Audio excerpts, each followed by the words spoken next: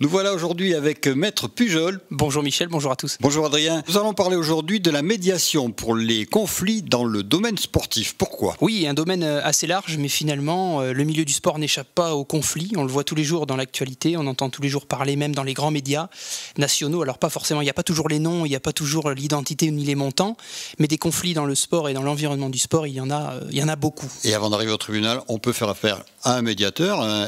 Donc vous avez créé une association oui, qui regroupe... en 2016, oui. On est effectivement, il y a deux cofondateurs initiaux qui sont d'anciens sportifs et d'anciens médiateurs, et on a créé cette association qui se développe. Aujourd'hui, on est une vingtaine de médiateurs sur tout le territoire de France. Y compris donc à Bordeaux, et sur le bassin.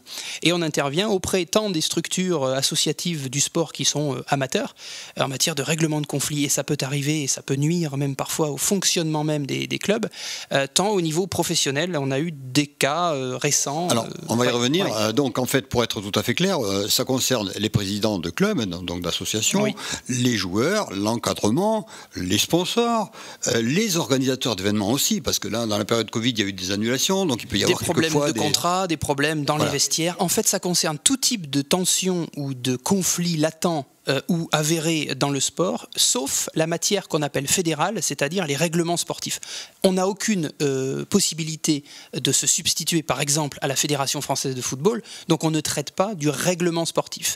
Tout le reste, tout ce qui est du contrat, voilà, on le gère. Ni les affaires possibles de harcèlement selon tout ce qui relève de la matière pénale, c'est le juge d'État qui s'en charge et les procureurs. Donc, bien sûr.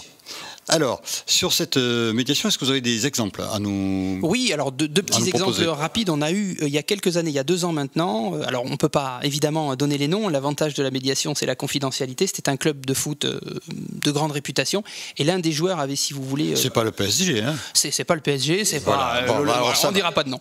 En tous les cas, ce joueur, en l'occurrence, avait un bail d'habitation, un classique. Bon, sauf que c'était une immense maison, et il avait refait l'intégralité d'un sous-sol, et ça posait problème aux propriétaires puisque les lieux avaient été en fait complètement transformés. Ça a donné lieu à un vrai conflit au sein du club puisque le joueur ne s'y retrouvait plus, était un peu piégé là-dedans. Entre les deux, oui. Et le propriétaire voulait s'y retrouver, voulait tout démolir, recommencer, reconstruire avec des dommages.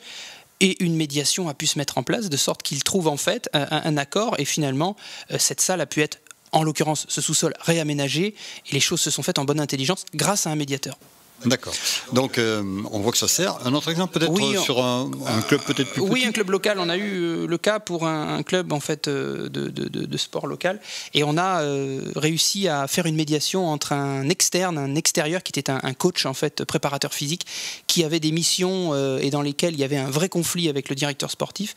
On est intervenu de sorte qu'on évite un prud'homme et qu'on évite... C'est une affaire de contrat, vous m'aviez dit avant de préparer l'émission. Voilà, c'est-à-dire qu'en fait, il était... Sur des heures payées, voilà, sous des manières un peu particulières, en tout cas des plannings qui n'étaient pas toujours respectés et des heures de travail pas toujours respectées.